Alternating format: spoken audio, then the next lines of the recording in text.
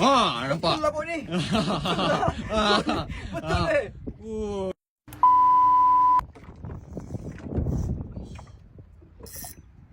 Lama lagi ni.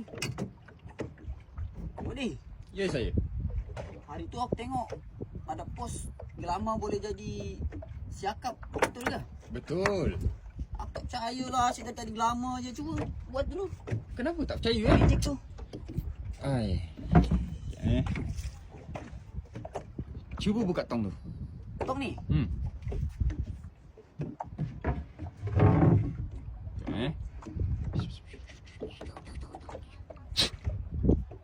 Okey, tutup. Okey. Dah. 5, 4, 3, 2, 1. Buka.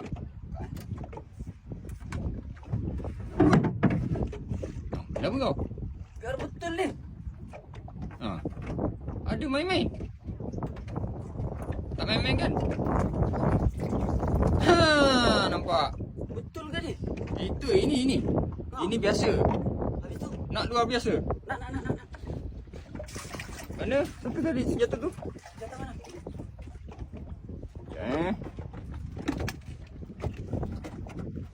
Ini luar biasa.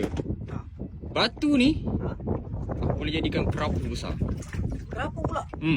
Cuba. Nak tengok. Jap.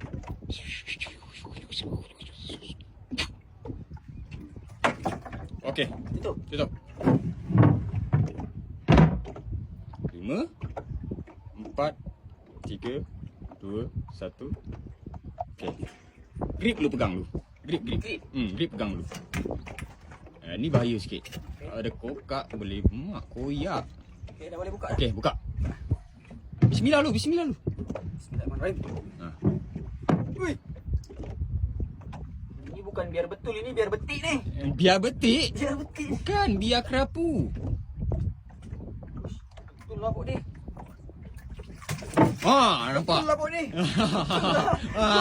Betul eh. Yana. Waduh. Hebatlah mancingan Pok D ni. Lama boleh jadi siakap, batu, ladung boleh jadi kerapu. Kalau nak macam ni, apa-apa? Roger, Pok D ataupun kaki perang angler. Yeah, padu-padu. Mantap.